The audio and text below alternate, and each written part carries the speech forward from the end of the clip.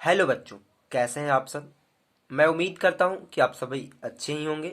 और जैसा कि आप लोग थंबनेल में ही देखकर समझ गए होंगे कि आज की जो ये वीडियो है ये किस बारे में है। एक्चुअली आज हम कक्षा 8 विज्ञान विषय के अंतर्गत जो आपके अध्याय नंबर 13 है, तारे और सूर्य का परिवार, इस अध्याय के जितने भी अभ्यास के प्रश्न उत्तर इस बुक में बताए गए हैं उन सभी को हम आप लोगों को समझाएंगे और विथ नोट्स यानी कि नोट्स के साथ समझाएंगे, ठीक ना। तो चलिए हम इस अध्याय के प्रश्न उत्तर की ओर बढ़ लेते हैं।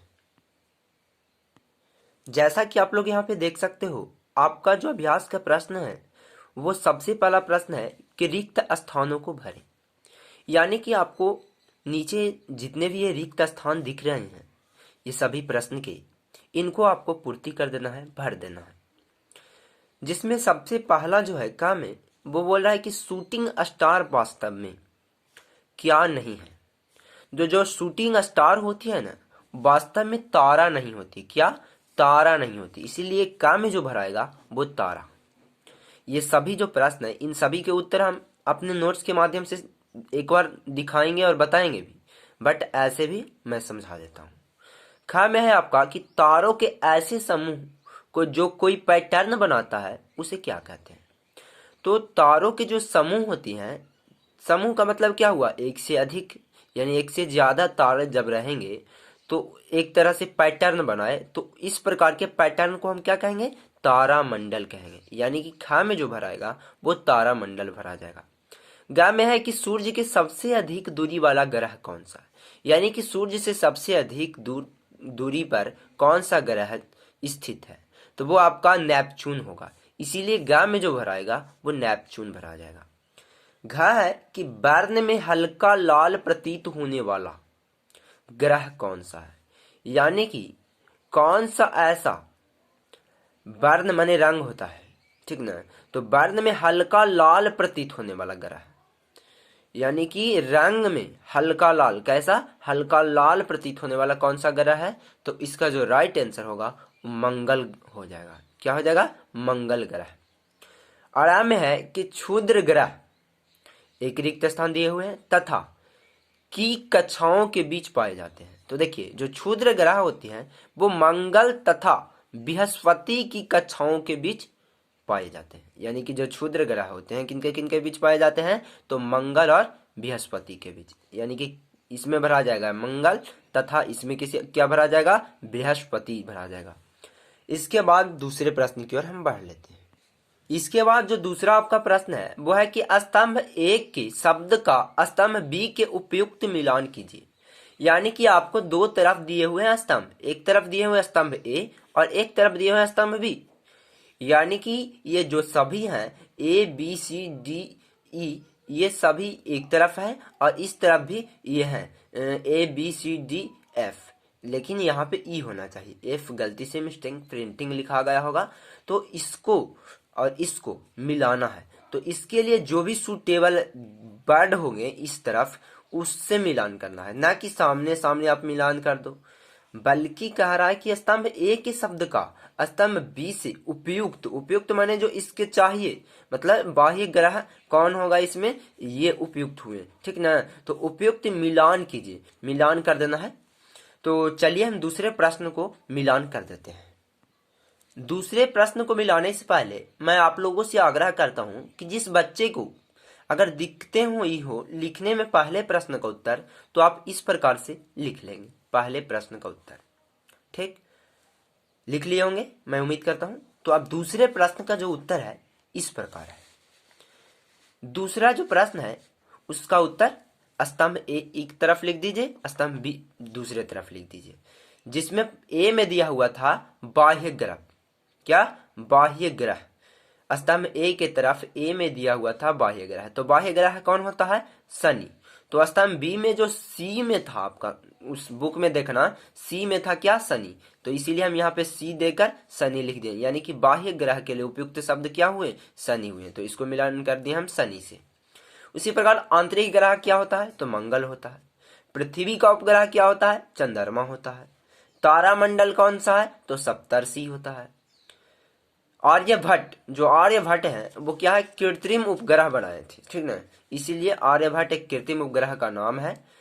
तो इसको मिलान कर देंगे, आर्यभट्ट को हम कृत्रिम उपग्रह से। तो इस प्रकार से दूसरे प्रश्न का उत्तर यहाँ पे बता दिया गया है। अब हम तीसरे प्रश्न की ओर बढ़ लेते हैं। जो आपका तीसरा प्रश्न है वो है कि सौर परिवार के सबसे बड़े और सबसे छोटे ग्रह का नाम लिखिए।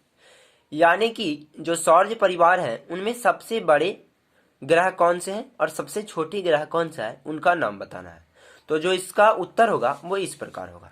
यानी कि जो सौर परिवार होते हैं उनमें सबसे बड़ा ग्रह बृहस्पति होती है, जबकि सबसे छोटा ग्रह बुध होता है। तो इस प्रकार से आप तीसरे प्रश्न का उत्तर लिख लेंगे अपने नोटबुक में, ठीक। तो प्यारे बच्चों, आपका जो प्रश्न नंबर 4 है वो है कि क्या आकाश में सारे तारे गति करते हैं। अगर करते हैं तो आपको व्याख्या कर देना है, यानी कि उसके बारे में विस्तार पूर्वक आपको बता देना है, ठीक। तो देखिए, क्या आपसे प्रश्न पूछा कि क्या आकाश में सारे तारे गति करते हैं, तो हम इसका उत्तर देख लेते हैं। तो देखिए, जो सारे तारे होते हैं वो गति नहीं करते हैं, यानी कि उत्तर में लिखेंगे नहीं, आकाश का कोई तारा गति नहीं करता है। तारे गति करते प्रतीत होते हैं। क्या कह रहा है कि आकाश का कोई तारा गति नहीं करता है, लेकिन तारा जो होते हैं वो वास्तव में गति करते प्रतीत होते हैं। इसका कारण है कि पृथ्वी अपने अक्ष पर पश्चिम से पूर्व दिशा में घूर्णन करती है। इसीलिए लगभग सभी तारे जो होते हैं, लेकिन ध्रुव तारा को छोड़कर, किसको छोड़कर, ध्रुव तारा को छोड़कर पूर्व से पश्चिम की ओर गति करते प्रतीत होते हैं। केवल ध्रुव तारा ही स्थिर दिखाई देता है, क्योंकि यह पृथ्वी से ठीक झुकाव पर स्थित है। जो यहाँ पे बताया जा रहा है वो कह रहा है कि नहीं, आकाश जो है वो, आकाश का कोई तारा गति नहीं करता है। अब इसको अगर नहीं करता है तो इसको विस्तार पूर्वक, यानी कि व्याख्या करने कह रहा था, तो इसको विस्तार पूर्वक थोड़ा सा बता देंगे कि क्यों नहीं करता है। तो देखिए, तारे गति करते प्रतीत होते हैं, गति वास्तव में नहीं करता है लेकिन करता हुआ प्रतीत होता है। इसका कारण क्या है कि पृथ्वी अपने अक्ष पर पश्चिम से पूर्व दिशा में घूर्णन करती है। जो पृथ्वी होती है वो अपने अक्ष पर, पृथ्वी अपने अक्ष पर पश्चिम से पूर्व दिशा में, कौन से दिशा में, पश्चिम से पूर्व दिशा में घूर्णन करती है। आपके ऑब्जेक्टिव में भी प्रश्न बन सकते हैं कि पृथ्वी पर जो, पृथ्वी पर अपने अक्ष पर पृथ्वी जो है वो किस दिशा से किस दिशा में घूर्णन करती है, तो आपको बताना होगा कि पश्चिम से पूर्व दिशा में, ठीक। इसीलिए लगभग सभी तारे जो होती हैं, क्या, ध्रुव तारा को लेकिन छोड़कर, किसको छोड़कर, ध्रुव तारा को छोड़कर पूर्व से पश्चिम की ओर गति करते हैं, प्रतीत होते हैं। वास्तव में करते नहीं है लेकिन प्रतीत होता है। केवल ध्रुव तारा ही स्थिर दिखाई देता है, क्योंकि यह पृथ्वी से ठीक झुकाव पर स्थित होता है। ध्रुव तारा भी क्यों स्थिर दिखाई देता है, क्योंकि यह जो पृथ्वी से ठीक झुकाव पर स्थित होता है, मतलब नीचे स्थित होता है। तो मैं उम्मीद करता हूं कि आप चौथे प्रश्न का उत्तर अच्छे तरीके से समझ गए होंगे। आपसे प्रश्न पूछा था कि क्या आकाश में सारे तारे गति करते हैं, तो इसका तो उत्तर नहीं होगा। क्या होगा, नहीं। अब काहे नहीं करते हैं, जो आपको हम अभी बता दिए। अब हम पांचवें प्रश्न की ओर बढ़ लेते हैं। जो आपका पांचवा प्रश्न है वो है कि तारों के बीच की दूरियां को प्रकाश वर्ष में व्यक्त किया जाता है। यानी कि पूछा जा रहा है कि क्या तारे के जो बीच की दूरी होती है उनको प्रकाश वर्ष में व्यक्त किया जाता है। यानी प्रश्न पूछ रहा है, कोई तारा पृथ्वी से 8 प्रकाश वर्ष दूर है, इस कथन का क्या तात्पर्य है। और इसके साथ ही एक प्रश्न और पूछा है कि कोई तारा पृथ्वी से 8 प्रकाश वर्ष, 1 प्रकाश वर्ष बराबर होता है, जो अभी हम इस प्रश्न में बताएंगे। अभी अच्छा से समझ लीजिए प्रश्नों को, 2-3 बार प्रश्नों को आप पढ़ोगे तो वो खुद ब खुद समझ में आ जाएगा कि क्या पूछना चाह रहा है। कह रहा है कि तारों के बीच की दूरी को प्रकाश वर्ष में व्यक्त किया जाता है। तो अगर किया जाता है तो हम बोलेंगे हाँ, अगर नहीं किया जाता है तो नहीं। और उसके बाद पूछ रहा है कि कोई तारा पृथ्वी से 8 प्रकाश वर्ष दूर है, तो इस कथन का क्या तात्पर्य है। तो देखिए, हम समझते हैं कि प्रकाश वर्ष क्या होता है और कितने प्रकाश वर्ष में क्या होता है, यानी कि 1 प्रकाश वर्ष बराबर कितना होता है, ये सभी चीजों को हम समझते हैं। तो देखिए, जो इसका उत्तर है वो है कि ताराओं के बीच की दूरी बहुत अधिक किलोमीटर होती है। यानी कि आपसे प्रश्न क्या पूछा था कि तारों के बीच की दूरी का प्रकाश वर्ष में व्यक्त किया जाता है। तो हम आपको बता दें कि ताराओं के बीच की दूरी बहुत अधिक किलोमीटर होती है, जिन्हें आसानी से पढ़ने में कठिनाइयां होती है। अतः इन दूरियों की लंबाई के अन्य मात्रक प्रकाश वर्ष में व्यक्त किए जाते हैं। देखिए, अगर आप किलोमीटर में प्रकाश वर्ष को ताराओं के बीच की दूरी को मापोगे तो बहुत लंबा हो जाएगा। तो इसीलिए विज्ञान में जो हम विज्ञान पढ़ते हैं, इस भाषा के अंतर्गत हम लोग क्या करते हैं कि इसे आसानी पूर्वक से पढ़ने के लिए कठिनाई ना हो, इसीलिए हम लोग क्या करते हैं, इन दूरियों को लंबाई के अन्य मात्रक यानी कि प्रकाश वर्ष में व्यक्त करते हैं। अगर हम प्रकाश वर्ष में व्यक्त कर लेते हैं तो हम लोगों को नापने में दूरियां को आसानी पूर्वक कठिनाइयां का सामना नहीं करना पड़ता है। ठीक, यानी कि इन दूरियों की लंबाई के अन्य मात्रक प्रकाश वर्ष में व्यक्त किए जाते हैं। यह प्रकाश वर्ष द्वारा एक वर्ष में चली गई दूरी होती है। प्रकाश वर्ष क्या होता है? एक प्रकाश वर्ष में व्यक्त की गई दूरी होती है। ठीक, यानी कि एक प्रकाश वर्ष एक वर्ष में चली गई दूरी होती है। प्रकाश वर्ष की जो चाल होती है वो होती है 3 लाख किलोमीटर प्रति सेकेंड। कितना होता है? 3 लाख किलोमीटर प्रति सेकेंड। ठीक, तो समझ लो, अगर 3 लाख किलोमीटर प्रति सेकेंड में हम नापेंगे तो ये तो बहुत लंबा होगा। तो इस प्रकार अगर आप इसको प्रकाश वर्ष में व्यक्त करेंगे तो वो समझिएगा। इस प्रकार सूर्य की पृथ्वी से दूरी कितना होता है? तो ये होता है आपका 1,50,00,000 होता है। कितना होता है? 1,50,00,000 किलोमीटर होता है। यानी कि सूर्य की पृथ्वी से दूरी कितना होता है? 1,50,00,000 किलोमीटर। और 1,50,00,000 किलोमीटर बराबर होता 8 प्रकाश मिनट। यदि कोई तारा पृथ्वी से 8 प्रकाश वर्ष दूर है, ये आपसे प्रश्न पूछा था ऊपर में कि क्या पूछा था कि कोई तारा पृथ्वी से 8 प्रकाश वर्ष दूर है, तो इस कथन का क्या तात्पर्य है? तो इसका तात्पर्य देखिए क्या होता है। 8 प्रकाश मिनट है। यदि कोई तारा पृथ्वी से 8 प्रकाश वर्ष दूर है, यानी यहां से इसका उत्तर होगा कि यदि कोई तारा पृथ्वी से 8 प्रकाश वर्ष दूर है, तो इसका तात्पर्य यह है कि वह तारा पृथ्वी से 8 प्रकाश वर्ष यानी कि कितना?